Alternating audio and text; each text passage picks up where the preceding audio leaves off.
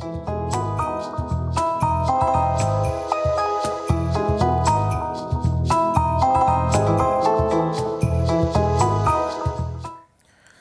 আলাইকুম ওয়া রাহমাতুল্লাহি ওয়া বারাকাতুহু।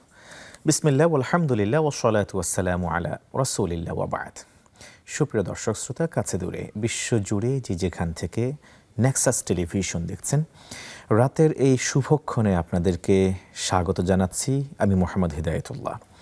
শুরু করছি আপনাদের অংশগ্রহণে নেক্সাস টেলিভিশনের প্রতিদিনের সরাসরি আয়োজন, জীবন ঘনিষ্ঠ প্রশ্নোত্তরমূলক আলোচনাধর্মী অনুষ্ঠান ইসলামী ব্যাংক বাংলাদেশ পিএলসি নিবেদিত ইসলামী জীবন বিধান।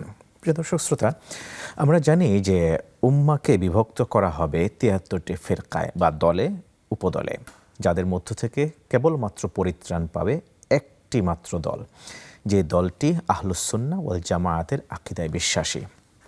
অন্য যে ৭২টি দল যাবে, ইসলামিক স্কলারগণের অভিমত অনুযায়ী তাদের প্রত্যেকেই আকীদাগত ত্রুটি থাকার কারণেই জাহান্নামে যাবে। তাহলে আমাদের নিশ্চয়ই আকীদাকে করতে হবে বিশুদ্ধ, জান্নাতি হতে হলে। এবং আহলুস সুন্নাহ ওয়াল জামায়াতের কি আকীদা লালন করেন, পোষণ করেন এবং কোন পথে আমাদের যাওয়া দরকার, সেই সব বিষয়ে ইনশাআল্লাহ তাআলা আজকে আলোচনা শুনবো আমন্ত্রিত মেহমানের কাছ থেকে। আজকের আলোচনার বিষয় ইসলামী আকীদা ও ভ্রান্ত মতবাদ। প্রিয় দর্শক শ্রোতা, অনুষ্ঠানটি টিভি সেটের পাশাপাশি নেক্সাস টেলিভিশনের ফেসবুক পেজে সরাসরি সম্প্রচারিত হচ্ছে। আপনারা যুক্ত হতে পারেন আমাদের সাথে, প্রশ্ন করতে পারেন আজকের নির্ধারিত টপিক সংশ্লিষ্ট যে কোনো বিষয়ে। প্রশ্ন করতে টিভি স্ক্রিনে প্রদর্শিত নাম্বারে ডায়াল করতে পারেন, অথবা আপনাদের ব্যবহৃত ফেসবুকের মন্তব্যের ঘরে স্পষ্ট কথায়, অল্প কথায় আপনার জানতে চাওয়া প্রশ্ন লিখতে পারেন। আমরা ইনশাআল্লাহ তাআলা আপনাদের প্রশ্নাবলীর জবাব জানব কোরআন এবং সুন্নাহের আলোকে আজকের আমন্ত্রিত মেহমানের কাছ থেকে। আজকের মেহমান ফদিলাতুল উস্তাজ প্রফেসর ডক্টর হাফেজ ABM হিজবুল্লাহ হাফিজাহুল্লাহ। আসসালামু আলাইকুম ওয়া রাহমাতুল্লাহ। ওয়া আলাইকুম আসসালাম ওয়া রাহমাতুল্লাহি ওয়া বারাকাতুহু। আহলান ওয়া সাহলান শেখ। মারহাবান বিকুম। জাযাকুমুল্লাহ খাইরান। দীর্ঘদিন পর আবার আপনার সাথে বসতে পেরে নিজেকে ধন্য মনে করছি। আলহামদুলিল্লাহ। ইসলামী আকীদা ও ভ্রান্ত মতবাদ, প্রথমে আকীদা নিয়ে শুনতে চাই। জাযাকুমুল্লাহ। আলহামদুলিল্লাহ ওয়াসসালাতু ওয়াসসালামু আলা রাসূলিল্লাহ ওয়া আলা আলিহি ওয়া আসহাবিহি ওয়া মাওয়ালা। আকীদা হচ্ছে আসলে আকীদা থেকে আসছে। এটার সম্পর্ক হচ্ছে কলবের সাথে, অন্তরের সাথে। আচ্ছা। এবং যেটাকে আমরা বাংলায় বলতে পারি যে বিশ্বাস যেটা আছে, লালন করি আমরা, সেটার সাথে এটার সম্পর্ক। প্রাসঙ্গিকভাবে এটা বলা যায় যে আসলে ঈমান বলতে আমরা কি বুঝি। ঈমান বলতে আমরা সবাই বুঝি যে আমরা আল্লাহকে এক হিসাবে মানি, আল্লাহ রসুলকে রসুল হিসাবে মানি, আখিরাত মানি। তো এই যে মানি আমরা বললাম, এগুলিই হচ্ছে আকীদা। আর এই জন্যই বলা হয় ঈমান হচ্ছে তিনটি জিনিসের সমষ্টি। একটা হচ্ছে তাসদীক বিল জানান, তারপরে হচ্ছে আপনার বিল আরকান, তারপরে হয়েছে এর নাম কি ইকরার বিল লিসান। তিনটা জিনিস। তাকরীর বিল জানান মানে অন্তর থেকে সেটাকে আপনার করা, প্রমাণ করা এবং সেটাকে আপনার করে নেওয়া। আর এই অন্তরের যে বিশ্বাসটা আমার আছে, সেটাকে আমার জিহ্বা দিয়ে, অর্থাৎ মানে প্রকাশ্যে ঘোষণা দিয়ে সেটাকে জানিয়ে দেওয়া। আচ্ছা। আর ৩ নম্বর হচ্ছে এই দুটোর সংমিশ্রণে আমি যে আকীদা পোষণ করি সেটা কার্যে পরিণত করা। আচ্ছা। যেমন আমরা আল্লাহ রাব্বুল আলামিনকে বিশ্বাস করি, এটা আমার অন্তরের কি জানি বলে আপনার বিশ্বাস। তো এটা আমরা প্রকাশ করছি কিভাবে? লা ইলাহা ইল্লাল্লাহ মুহাম্মাদুর রাসূলুল্লাহ বলার মাধ্যমে ঘোষণা দিয়ে দিচ্ছে, কুল হুয়াল্লাহু আহাদ আল্লাহুস সামাদ ইত্যাদি। এখন এই দুটোর সংমিশ্রণে আমরা এই প্রমাণ করার জন্য আমল বিল আরকান, যেটাকে জওয়ারের সেটা হচ্ছে, দেখেন সালাতের সময় যখন আসছে, মুয়াজ্জিন আযান দিচ্ছে আল্লাহু আকবার, আমরা মসজিদে যাচ্ছি, মেয়েরা ঘরে নামাজে দাঁড়িয়ে গেছে। তো এটাই হচ্ছে মূল ঈমান।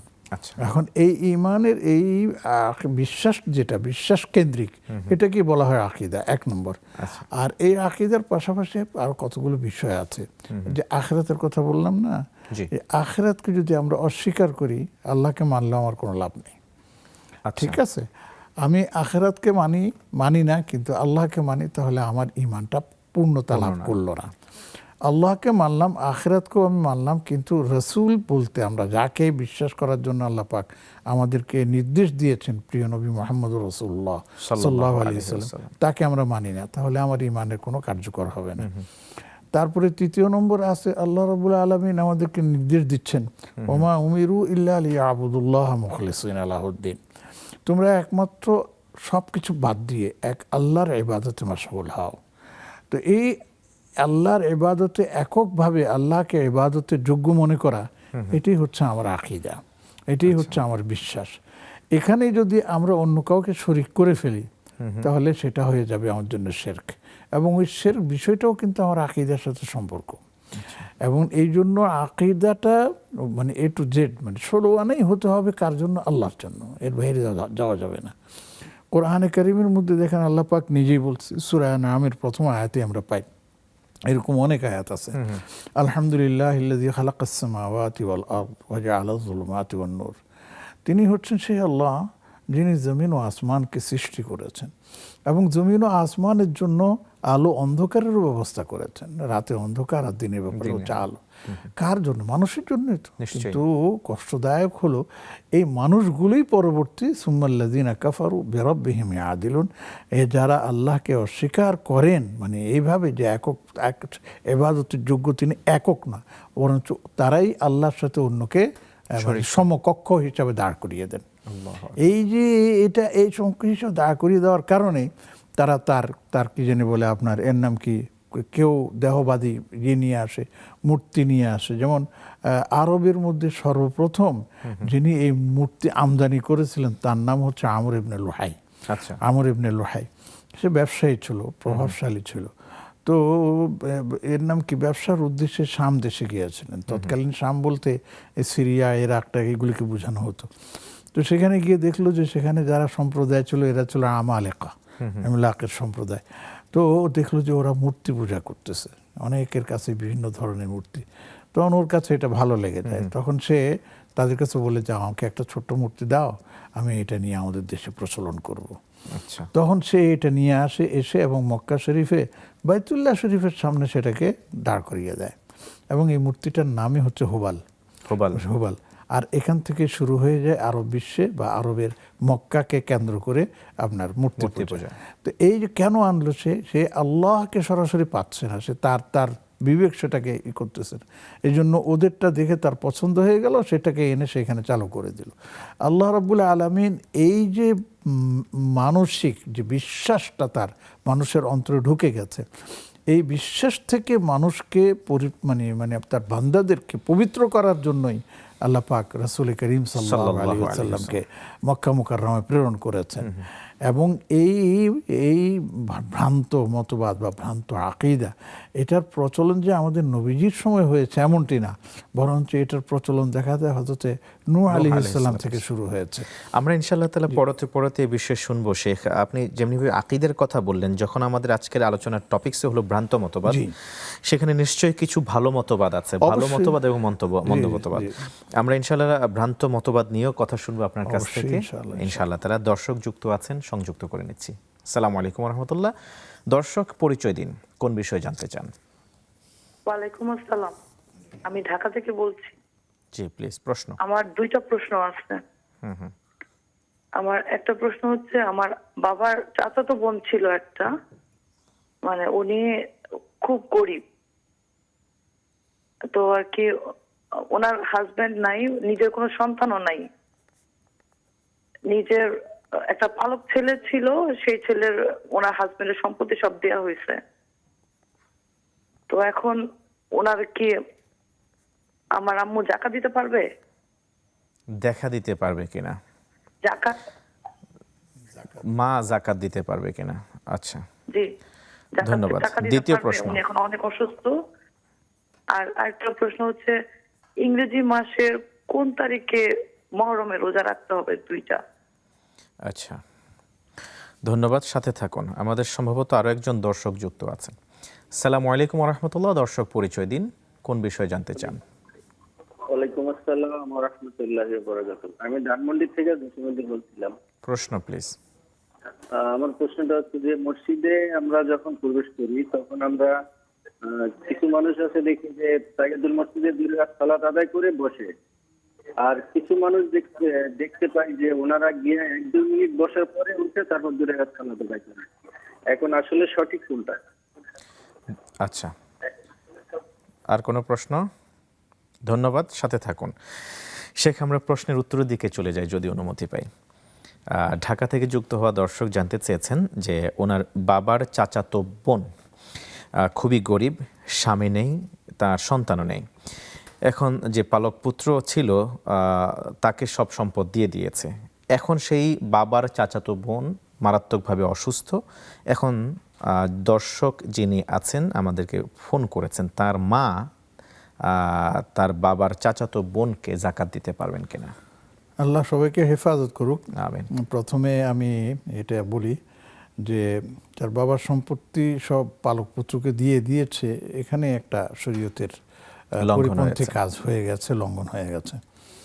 এবং সেখানে প্রয়োজন ছিল আগে তার স্ত্রীর জন্য শরীয়ত সম্মতভাবে তিনি যতটুকু পাবেন 1/4, যেহেতু তার সন্তান নেই, সেটা আগে তার জন্য বরাদ্দ রাখা।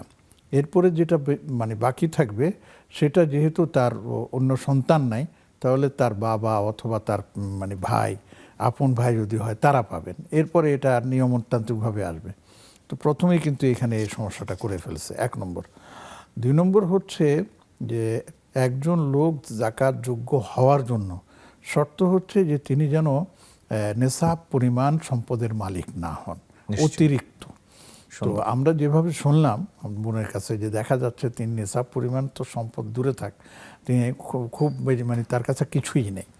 তো এই ক্ষেত্রে শুধু আপনার মা কেন, যে কেউ তাকে জাকাতের পয়সা দিতে পারবে, এমনকি আপনার বাবাও জাকাতের পয়সা দিতে পারবে।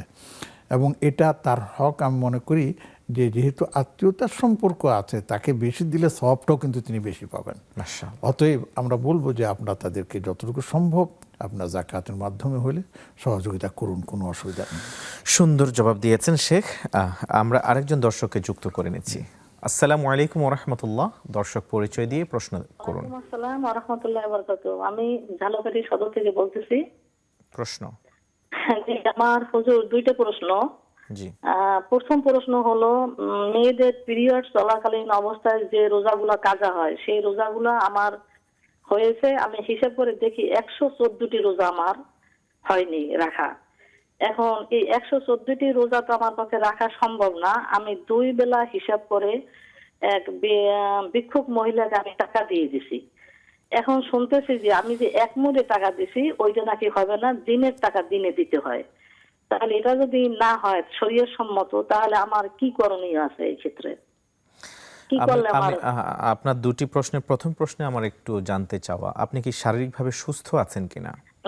আমি শারীরিকভাবে, আমার বয়স এখন 56 চলে, কিন্তু শারীরিক এই ভালো এই মন্দ, এই পেট মানে গ্যাস্ট্রোলজিতে ভুগতেছি, মানে এইরকম আর কি। হয়তো একটা রাখতে পারলে হয়তো আবার 7-8-10 দিনও পারতেছি না, এইরকম। আচ্ছা, দ্বিতীয় প্রশ্নটা বলুন। জি, দ্বিতীয় প্রশ্ন হলো, আমি নিয়মিত 5 ওয়াক্ত নামাজ, কোরআন তেলাওয়াত, তাহাজ্জুদ নামাজ, নফল নামাজ এগুলা হুজুর আমি আদায় করার চেষ্টা করি। আল্লাহ কবুল করুন। এবং ঘুমানোর সময় আমি নবীর সুন্নাত অনুযায়ী 3 কুল, আয়াতুল কুরসি, তওবা, দুরূদ শরীফ পড়ে আমি ঘুমাই, বুকে ফু দেই।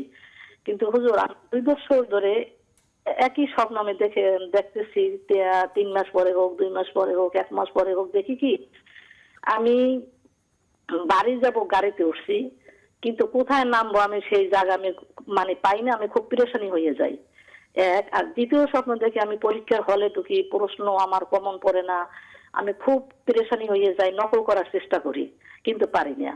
আর একটা দেখি গ্রামের যে রাস্তা, ওই রাস্তা দিয়ে আমি হাঁটি, কিন্তু দূর রাস্তা দিয়ে আমি দেখি মেইন রোডে গাড়ি চলে, কিন্তু ওই মেইন রোডে যে আমি যাবো সেই পথ দেখি না।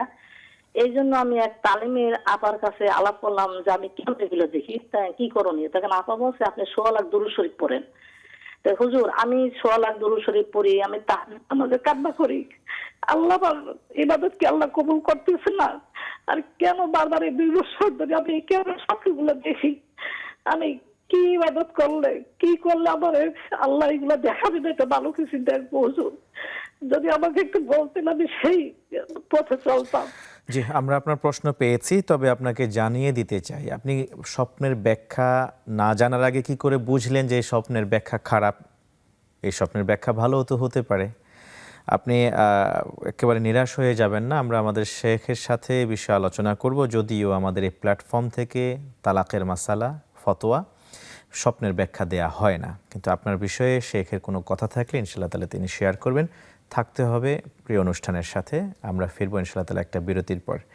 দর্শক দেখছেন ইসলামী ব্যাংক বাংলাদেশ পিএলসি নিবেদিত ইসলামী জীবন বিধান। ফিরবো বিরতির পর ইনশাআল্লাহ তাআলা। প্রিয় অনুষ্ঠানের সাথেই থাকুন।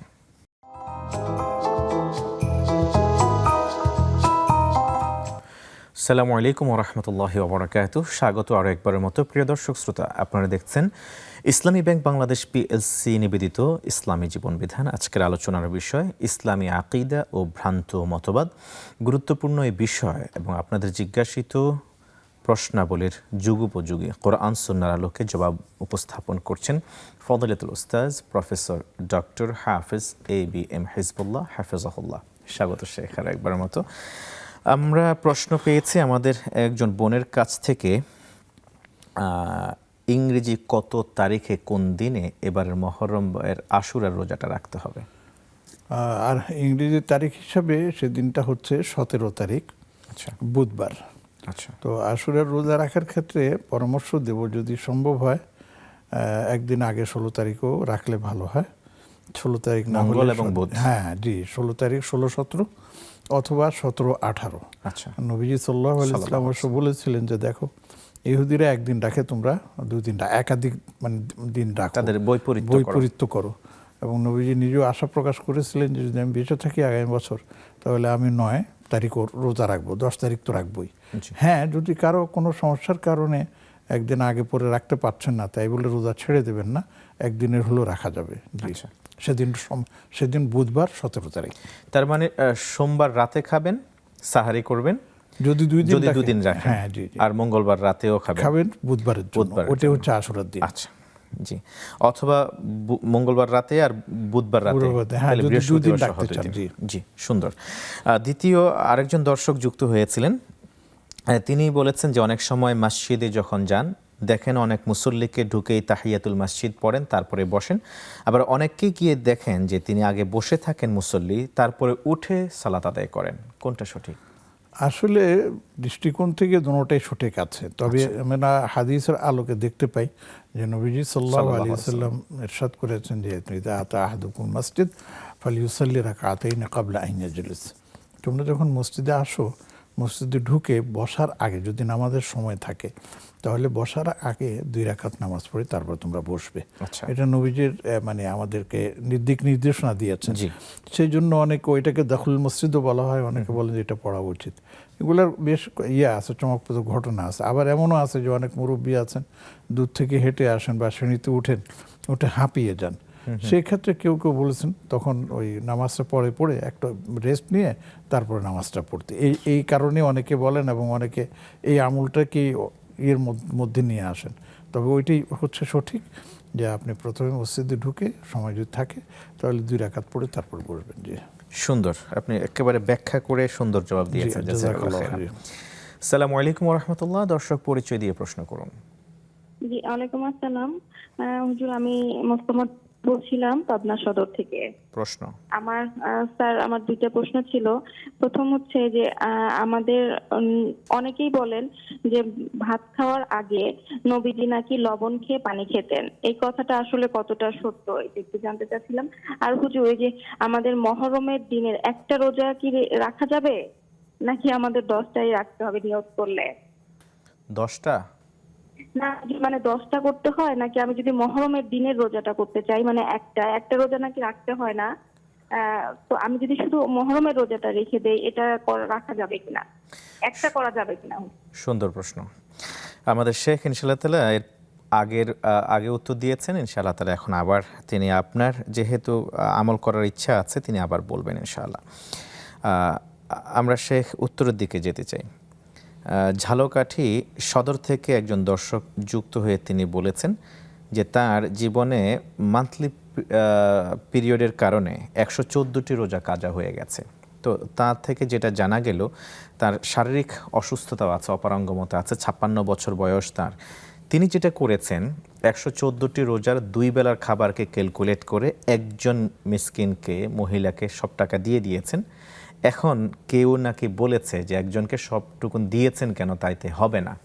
আসলে এর ফতোয়া কি? ফতোয়া আসলে তো আমরা তো মুফতি সাহেবরা ফতোয়া দিবেন, আমরা এখানে প্রশ্নের উত্তর দিয়ে থাকি, একটা সমাধান দিয়ে থাকি শরীয়ত ভিত্তিক।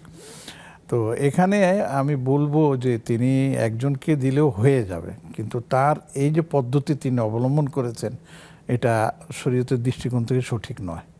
বরঞ্চ আমি বলবো যে এটাকে ফিদিয়া বলা হয়। ফিদিয়া কখন দিবে? ফিদিয়া দিবে যখন রোজাদার ব্যক্তি, যিনি রোজা রাখতে একবারে অক্ষম হয়ে গেছেন, বার্ধক্যের কারণে হোক এবং অসুস্থতার কারণে হোক, যে তিনি আর রোজা রাখতেই পারছেন না, সেই ক্ষেত্রে ফিদিয়ার কথা বলা হয়।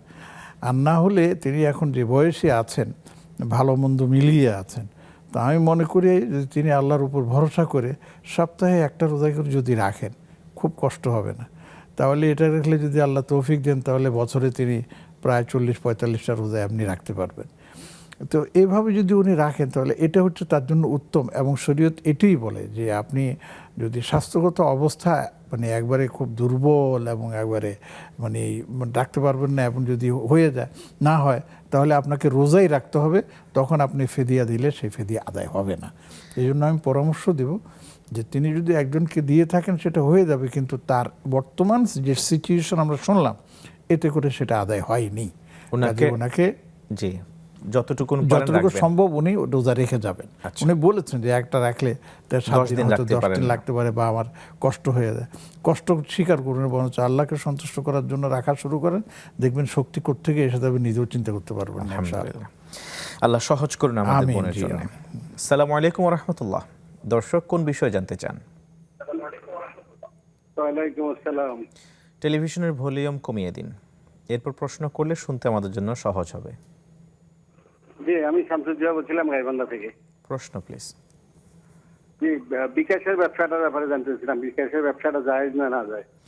ব্যবসা যেমন বিকাশের কোন সাইটের কথা আপনি বলছেন, কোন ধরনের ব্যবসা? বিকাশের দোকান। দোকানে? আচ্ছা, বিকাশের দোকান যারা। হ্যাঁ, আচ্ছা, ধন্যবাদ, সাথে থাকুন।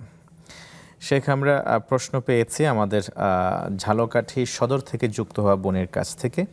তিনি 2 বছর যাবৎ সেম স্বপ্ন দেখেন। যতটুকু জানা গেল তিনি এবাদত বন্দেগী মাশাআল্লাহ দিনে রাতে করেন, ভালোই করে থাকেন, কিন্তু একই স্বপ্ন বারবার দেখেন। তিনি রাস্তায় বের হয়েছেন, গাড়ি ঘোড়া দেখেছেন, কিন্তু সেখানে যেতে পৌঁছতে পারছেন না, মূল রাস্তা খুঁজে পাচ্ছেন না।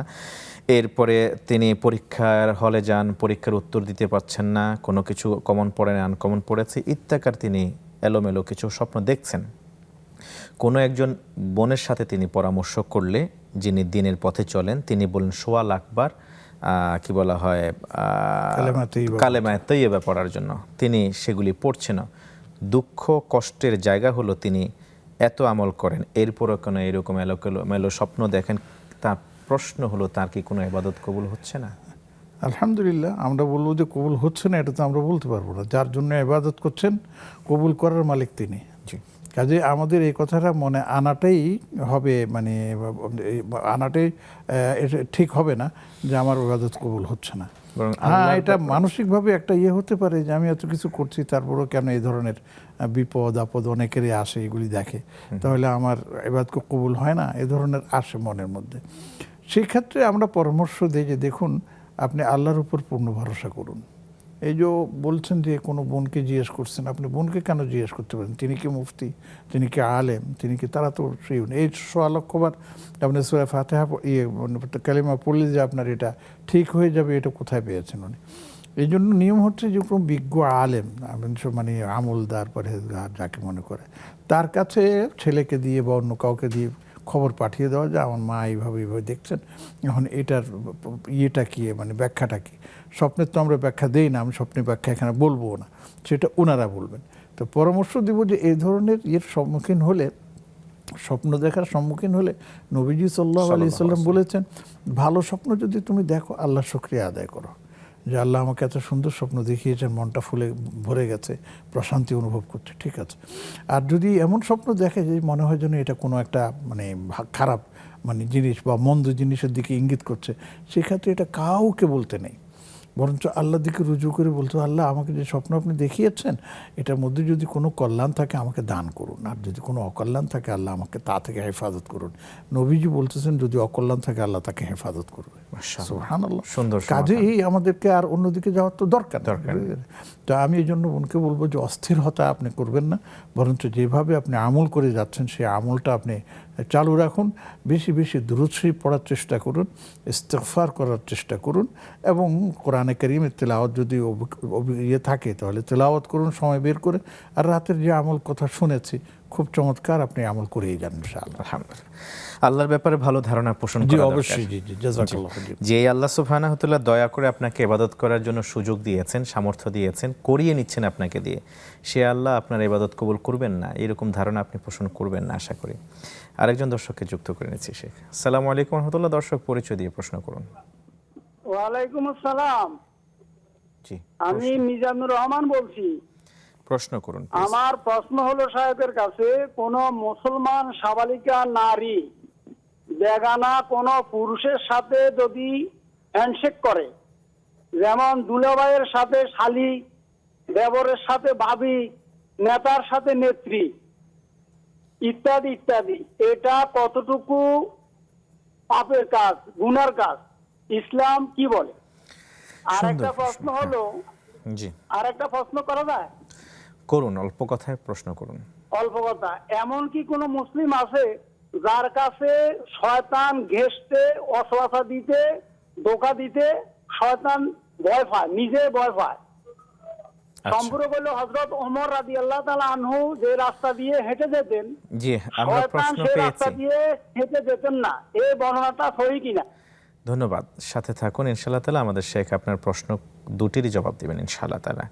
শেখ বিরতি থেকে এসে আমরা জবাব নেব। প্রিয় দর্শক শ্রোতা, দেখছেন ইসলামী ব্যাংক বাংলাদেশ পিএলসি নিবেদিত ইসলামী জীবন বিধান। সময় হলো বিরতিতে যাবার। ফিরবো ইনশাআল্লাহ তাআলা আপনাদের জিজ্ঞাসিত সব প্রশ্নের সমাধান নিয়ে কোরআন সুন্নাহর আলোকে। প্রিয় চ্যানেলের সাথেই থাকুন।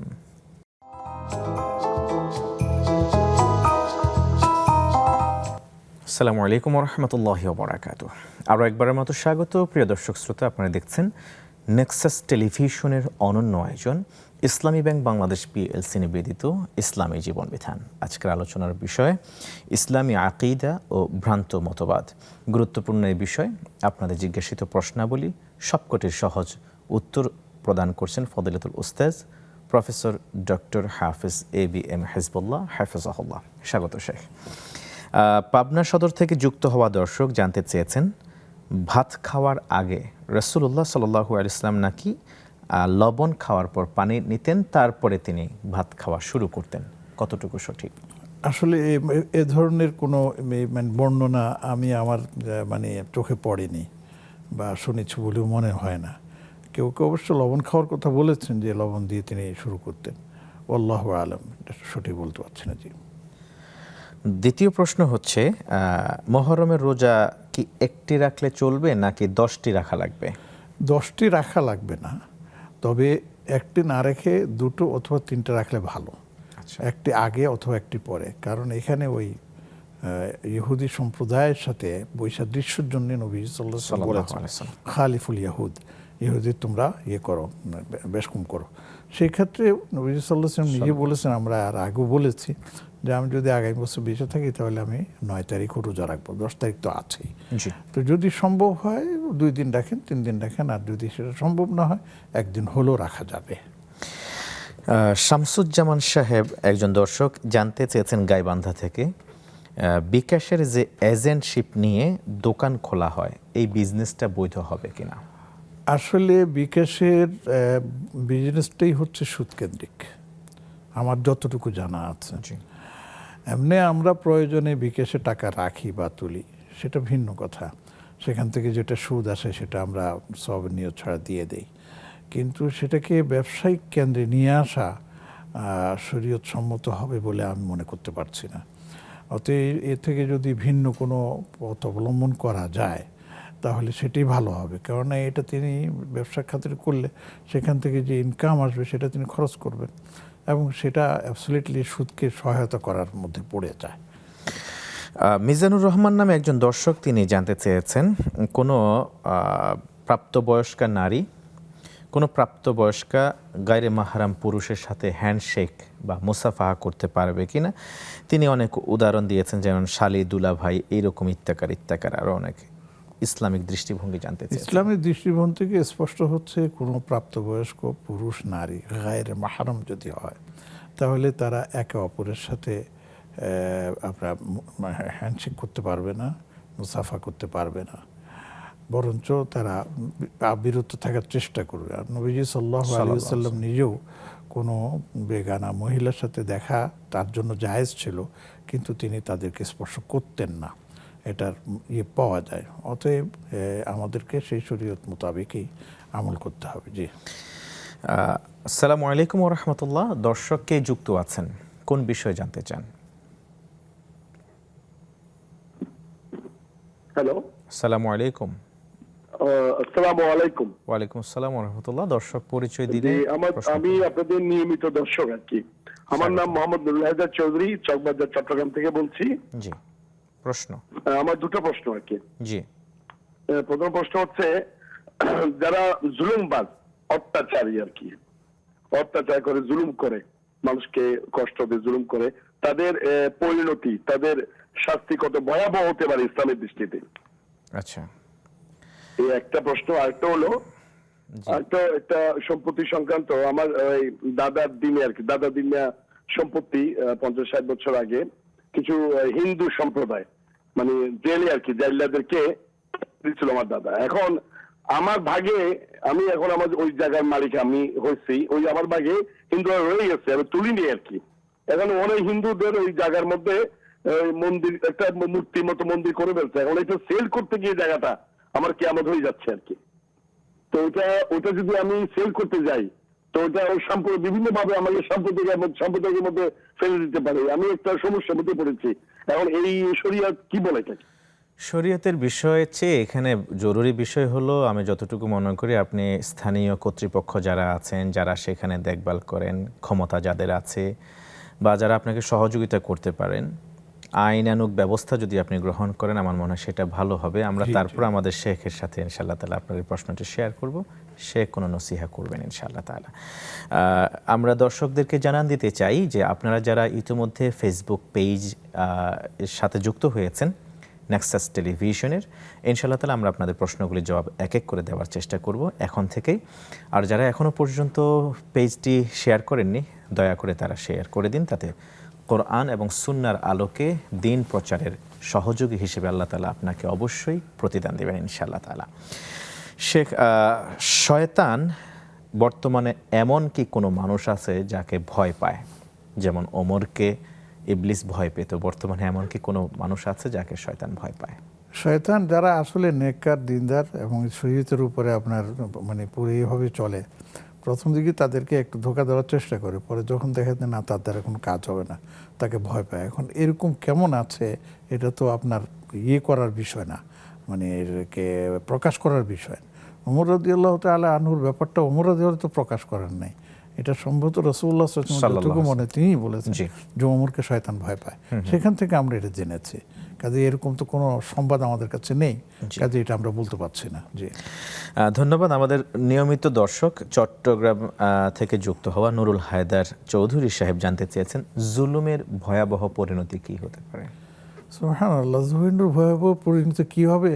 আমি শাস্তির কথা বলবো না, যাকে আল্লাহ পছন্দ করেন না তার পরিণতি কি হতে পারে আপনি ভেবে নেন।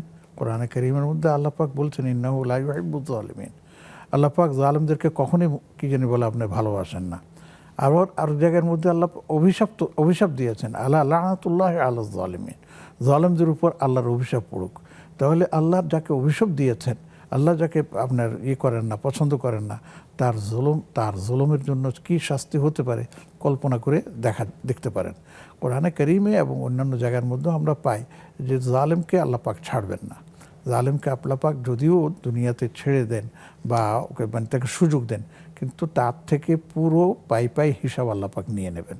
আল্লাহ আমাদেরকে সেই জুলুম থেকে হেফাজত করুন। আমিন আমিন। আপনি কি ওনার দাদার দিনের সম্পদের ব্যাপারে যে কথা বললেন, সম্পত্তির বিষয়ে, সে বিষয়ে কিছু বলবেন কিনা? আসলে সেই বিষয়ে আপনি যেটা বলেছেন সেটাই আমি বলবো। তার সমস্যা যেটা দাঁড়িয়েছে, সেই দাদার সম্পত্তির জায়গায় সম্ভবত কোনো মন্দির টন্দির থাকতে পারে, জি। সেগুলো থেকে তিনি সম্পত্তিকে আপনি উদ্ধার করতে পারছেন না। এখন এটার পথ দুটোই আছে, একটা হচ্ছে সামাজিকভাবে এটা সুরাহা করা, অথবা আইনের আশ্রয় নিয়ে আপনার কাগজপত্র দিয়ে সেটা বুঝিয়ে তিনি আইনের আশ্রয় দিয়ে সেটাকে নিজের আয়ত্তে আনতে পারেন। এর বাইরে বোধহয় আমাদের আর কোনো পরামর্শ নেই। ধন্যবাদ আপনাকে শেখ, খুব সহজে জবাব দেওয়ার জন্য। আমরা আরেকটি ফোন নিচ্ছি, দর্শক যুক্ত আছেন। আসসালামু আলাইকুম ওয়া রাহমাতুল্লাহ। দর্শক পরিচয় দিয়ে অল্প কথায় প্রশ্ন করুন। দর্শক শুনছেন আমাকে? আসসালামু আলাইকুম রাহমাতুল্লাহ। ওয়ালাইকুম আসসালাম ওয়া রাহমাতুল্লাহ। অল্প কথায় কোন বিষয় জানতে চান, শেয়ার করুন। জি, আমি নারায়ণগঞ্জ থেকে বলতেছি। বলুন প্রশ্ন। আমার কোশ্চেন হলো, আমার ইসলাম ব্যাংক লিমিটেডে একটি স্টুডেন্ট অ্যাকাউন্ট আছে। এখন সেই অ্যাকাউন্টে আমি টাকা রাখি, এখন কি এটা হালাল নাকি হারাম? ধন্যবাদ। এটার উপরে ধন্যবাদ। আমাদের- আমরা প্রশ্ন পেয়েছি। ইসলামী ব্যাংক পিএলসিতে তিনি স্টুডেন্ট অ্যাকাউন্ট খুলেছেন, সেখানে যে লেনদেন করেন এটা জায়েজ আছে কিনা? আলহামদুলিল্লাহ, ইসলাম ব্যাংক তো নামে ইসলাম ব্যাংক, এবং তারা বলেও এটা বলে এবং প্রচারও করে যে তাদের লেনদেনগুলো শরিয়া সম্মত এবং তাদের শরিয়া কাউন্সিলও আছে। সেক্ষেত্রে আমরা এটা বলতে পারি যে ইনশাআল্লাহ আপনার এটা শরিয়া সম্মত হবে। আপনি ইনশাআল্লাহ যে অ্যাকাউন্ট খুলেছেন চালিয়ে যান ইনশাআল্লাহ। ফেসবুক থেকে কিছু প্রশ্ন নিচ্ছি শেখ। ফারহান সাদিক লিখেছেন, মহররমের রোজা কয়টি?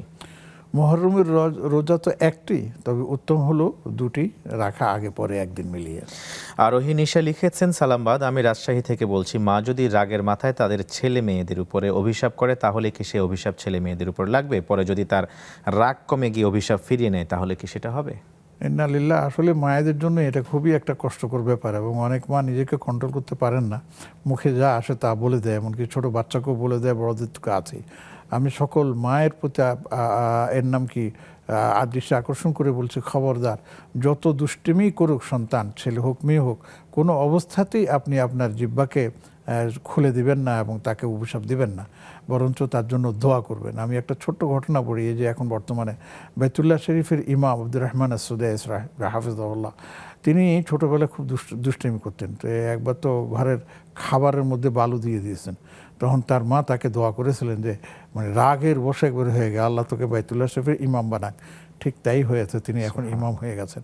কাজে মায়েরা, আমি বলবো যে আল্লাহর ওয়াস্তে নিজেকে সংবরণ করুন, কখনোই ছেলে মেয়েদের উপর অভিশাপ দিবেন না। অভিশাপ মুখ থেকে বেরিয়ে গেলে আর ফিরিয়েও নেওয়া যায় না, এটাও একটা সমস্যা। আল্লাহ সবাইকে হেফাজত করুন, সন্তানদেরকে মা বাবার অনুগত বানিয়ে দিন। সোহেল খান আইডি থেকে লিখেছেন, যদি কেউ নামাজ আদায় না করে তাহলে সে কি জান্নাতে যাবে না? অথচ সেই লোক অনেক ভালো ভালো কাজ করেছে জীবনে, রোজা ভঙ্গ করেনি, মহরমে রোজা করত, ইমানদার মানুষ ছিল, জুমার নামাজও পড়তো, কিন্তু 5 ওয়াক্ত নামাজ পড়েন না, এটাই হলো সমস্যা। তো যেহেতু তিনি রোজা রেখেছেন, তারপরে আপনার ভালো কাজ করেছেন, তো এই জন্য তিনি নামাজ শুধু পড়েন নাই, তাহলে বোঝা যায় তিনি ইমানদার ছিলেন। নামাজ না পড়ার কারণে তিনি কবিরা গুনাহে লিপ্ত হয়েছেন এবং গুনাহের মধ্যে তিনি ছিলেন।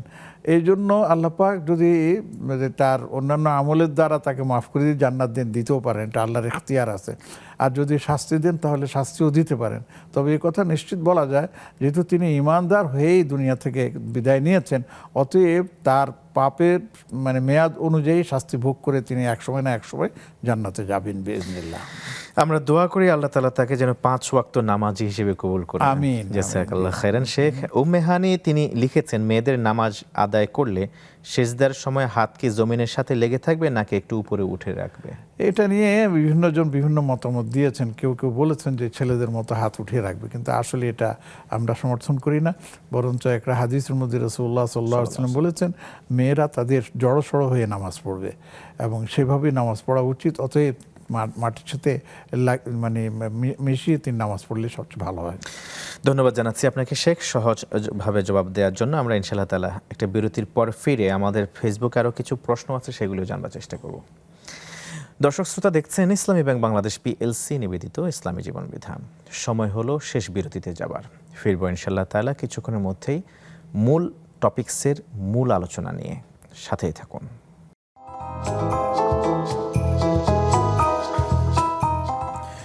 আসসালামু আলাইকুম ওরহমতুল্লাহি ওবরাকাতু। সুপ্রিয় দর্শক শ্রোতা, ফিরে এলাম পূর্বের ধারাবাহিকতায়। আমরা আছি এই মুহূর্তে নেক্সাস টেলিভিশনের পর্দায় আর দেখছি ইসলামী ব্যাংক বাংলাদেশ পিএলসি নিবেদিত ইসলামী জীবন বিধান। আজকের আলোচনার বিষয় ইসলামী আকিদা ও ভ্রান্ত মতবাদ। গুরুত্বপূর্ণ এই বিষয়ের আলোকে কথা বলছেন এবং আপনাদের প্রশ্নাবলীর সহজ জবাব উপস্থাপন করছেন কোরআন এবং সুন্নাহ থেকে ফজিলাতুল উস্তাজ প্রফেসর ডক্টর হাফিজ ABM হিজবুল্লাহ হাফিজাহুল্লাহ। শেখ স্বাগত। আমরা সময় পাবো খুব কম। আমাদের ফেসবুক থেকে আরও কিছু প্রশ্ন আমরা আপনার সামনে তুলে ধরতে চাই। ফারহান সাদিক আইডি থেকে লেখা হয়েছে, সূরা কাহাফ পড়ার সময় কোনটি? বৃহস্পতিবার রাতে পড়ব নাকি শুক্রবার সকালে পড়ব? চমৎকার প্রশ্ন। আসলে এটা বৃহস্পতিবার দিবাগত রাতে, শুক্রবার শুরু হয় রাত থেকে, সেই সময় থেকে নিয়ে পরবর্তী দিন শুক্রবার মাগরিবের আগ পর্যন্ত যে কোনো সময় আপনি পড়তে পারেন। আফিয়া দিল সিদ্দিকা তিনি সালাম দেওয়ার পর লিখেছেন, আমি যদি ভালো ইবাদত করি তাহলে স্বপ্ন দেখি, আর একটু ঢিলা পড়লে খারাপ স্বপ্ন দেখি। এমত অবস্থায় কী করা যায়? কেউ কেউ বলে আপনার ইবাদত ভালো হচ্ছে না। আসলে ইবাদত ভালো মন্দ হওয়ার জন্য স্বপ্নের সাথে কোনো সম্পর্ক নেই। এটা আমাদের একটা মনের একটা এটার নাম কি, মনের একটা বিব্রতকর অবস্থা থাকে আর কি। অতএব আপনি ইবাদত সুন্দরভাবে চালিয়ে যান, স্বপ্ন ভালো মন্দ আল্লাহর উপর ছেড়ে দেন। ফারহানা ইসলাম আইডি থেকে লিখেছেন, সালাম দেওয়ার পর আমার একজন আপনজন সিগারেট খায়, তাকে নিষেধ করার পরও ছাড়ছে না। ইসলামের দৃষ্টিতে সিগারেট খাওয়ার কি হারাম? এই বিষয়ে জানাবেন। আমি শুনেছি সিগারেট খেলে নাকি 40 দিন নামাজ কবুল হয় না, এটা কি সঠিক? 40 দিন নামাজ কবুল হয় না এই কথা ঠিক নয়, বরঞ্চ এটা বলা যায় যে আপনার এই সিগারেট খাওয়াটা শরীয়তের দৃষ্টিকোণ থেকে বহু পরীক্ষা নিরীক্ষার পর আলেমগণ বলেছেন যে এটা হারামের পর্যায়ে পড়ে। অতএব এই ধূমপান না করাই উচিত এবং তা বর্জন করাটা বাঞ্ছনীয়। প্রশ্ন এসেছে, রাত 12টার পরে এশার নামাজ কি কসর হবে নাকি ওয়াক্তের নামাজ পড়তে হবে, অর্থাৎ পুরোপুরি পড়তে হবে? কসরের জন্য তো রাত 12টার আগে পরে নেই। কসর তো হচ্ছে সফরের সাথে সম্পর্কিত। অতএব যদি কারো এশার নামাজ পড়তে দেরি হয়ে যায় তাহলে একেবারে সুবহে সাদেকের আগ পর্যন্ত পড়ার সুযোগ আছে, তখন তাকে পুরোটাই পড়তে হবে বেতের সহ। জুনায়েদ আল মাসউদ লিখেছেন, পাথরের আংটির মধ্যে ঔষধের কোনো গুণাগুণ থাকতে পারে কি না, নাকি এটি পরিধান করা শিরক হবে? যদি কেউ এটাকে কোনো বিশ্বাসগত, যেটা আজকে আমাদের আলোচনার মধ্যে আছে যে পাথরের মধ্যে এই বিষয় আছে, এই বিষয় আছে, বিশ্বাস করে, তাহলে সেক্ষেত্রে এই ধরনের পাথরের আংটি ব্যবহার করা জায়েজ নেই, এটা করা যাবে না। আর হ্যাঁ, যদি কেউ আপনার এই চিকিৎসার জন্য, অনেকে আপনার হাতের মধ্যে বাতের জন্য, পায়ের মধ্যে এইগুলি আপনার ব্যবহার করে, সেই ক্ষেত্রে যদি এটা আপনার এই প্রতিষ্ঠিত হয় যে হ্যাঁ এটাতে উপকৃত হওয়া যায়, তাহলে চিকিৎসার নিয়তে সেটা পরা যেতে পারে। ইমাম মুস্তফা থেকে ভ্রান্ত আকীদা সংক্রান্ত বিষয়ে একটি প্রশ্ন এসেছে, মুহররমের দিন ভালো খাবার খাওয়ার কোনো বিধান আছে কিনা? এটা কেউ কেউ বলেছেন যে মুহররমের 10 তারিখের দিবাগত রাত্রে, 9 তারিখ দিবাগত রাত্রে বা 10 তারিখ দিবাগত রাত্রে একটু ভালো উপাদান দিয়ে খাওয়া দাওয়া করা, অনেকে এটা করে থাকেন, কিন্তু আমি যতটুকু দেখেছি আমার কাছে এটা খুব পজিটিভ মনে হয়নি। ইসলামী আকীদা ও ভ্রান্ত মতবাদ নিয়ে শেখ দর্শককে কি মেসেজ দিবেন আপনি? আমি মেসেজ দেব যে আসুন আমরা অল্প আমল করি, কিন্তু আকীদা যেন আমাদের সঠিক থাকে। কেননা আমল অনেক বেশি করলাম কিন্তু আকীদা আমার খারাপ, তাহলে কিন্তু আমি ধরা পড়ে যাওয়ার সম্ভাবনা আছে। বিশেষ করে আমাদের সমাজের মধ্যে শিরক বিদআতের যেভাবে প্রচলন ঘটছে, এ থেকে নিজেদেরকে হেফাজত করা দরকার। এবং ইসলাম বহির্ভূত অনেক বিষয়গুলো আমাদের যুব সমাজকে আক্রান্ত করতেছে, এ থেকেও নিজেদেরকে সচেতনভাবে আপনার বিরত থাকা উচিত। বিশেষ করে মাজারে যাওয়া, কবর পূজা করা বা মানুষকে সেজদা করা, এই ধরনের বিষয়গুলো আছে। তারপর নাস্তিকতা, তারপর আপনার এই ধরনের অনেক বিষয়গুলো আছে, এগুলি থেকে নিজেকে আমরা দূরে সরিয়ে রাখবো। এই জন্য নিজেকে মুসলিম, ভালো মুসলিম বলে দাবি করি, জি, নামাজও পড়ি মাঝে মধ্যে, আল্লাহকেও বিশ্বাস করি, রাসূলকেও মানে, কিন্তু মাঝে মাঝে রাসূলের চরিত্রে কলঙ্ক লেপন করা, তাকে নিয়ে কটূক্তি করা, এটা কি ভ্রান্ত মতবাদের মধ্যে পড়ে? না, এটা তো ভ্রান্ত মতবাদ না, এটা তো তার ঈমান নিয়ে টালটানি হয়ে যাবে। আমি ইমরান আনছে নামাজ পড়েন সব কিছু, রাসূল সাল্লাল্লাহু আলাইহি ওয়াসাল্লামের প্রতি আপনার মহব্বত নাই, ভালোবাসা নেই, তার আপনি মানে অন্য কথা বলবেন, তাহলে তো তার শরীয়তের দৃষ্টি অনুযায়ী তাকে আদালতে উপস্থাপন করে তার বিচার হওয়া উচিত। এটাই হচ্ছে শরীয়তের বিধান। আল্লাহ তাআলা আমাদেরকে বোঝার তৌফিক যদি দান এই ধরনের করুন। কেউ করে থাকেন অতি সত্বর দবা করুন। এটা নিয়েও বহুত কথা আছে, আমি সেদিকে আর যাচ্ছি না, তবে এরকম করা যাবে না, সোজা কথা। জাযাকাল্লাহ খাইরান শেখ, গভীর রাতে আপনি গুরুত্বপূর্ণ সময় দিয়ে কোরআন সুন্নাহর আলোকে নসিহা করেছেন, বেশ কিছু জটিল ও কঠিন প্রশ্নের সহজ উত্তর দিয়েছেন। আল্লাহ জাযাকাল্লাহ খাইরান। সবাইকে তৌফিক দান করুন। আমিন। দর্শক শ্রোতা, তখন পর্যন্ত আমরা ছিলাম নেক্সাস টেলিভিশনের পর্দায়, আর আমরা শুনেছি আমন্ত্রিত মেহমানের কাছ থেকে ইসলামী আকীদা ও ভ্রান্ত মতবাদ শীর্ষক বিষয়ে জেনেছি ইসলামের নানান দিক, নানান বিষয়ের নানান প্রশ্নের সমাধান। আসুন আমরা মানি, যা শুনেছি তা আমল করি এবং ঈমান আকীদাকে বিশুদ্ধ করি, তবেই তো আমরা পরকালে নাজাত রব্বে কারীমের কাছে প্রত্যাশা করতে পারি। এই আশাবাদ ব্যক্ত রেখে আপনাদের প্রত্যেকের সুস্বাস্থ্য ও দীর্ঘায়ু রব্বে কারীমের কাছে কামনা করে আগামী পর্ব দেখার আমন্ত্রণ জানিয়ে ইসলামী ব্যাংক বাংলাদেশ পিএলসি নিবেদিত ইসলামী জীবন বিধান থেকে আজকের মতো এখানেই বিদায় নিচ্ছি। সুবহানাকাল্লাহুম্মা ওয়া বিহামদিকা আশহাদু আল্লা ইলাহা ইল্লা আনত আস্তাগফিরুকা ওয়া আতুবু ইলাইক। ওয়াসসালামু আলাইকুম ওয়া রাহমাতুল্লাহি ওয়া বারাকাতুহু।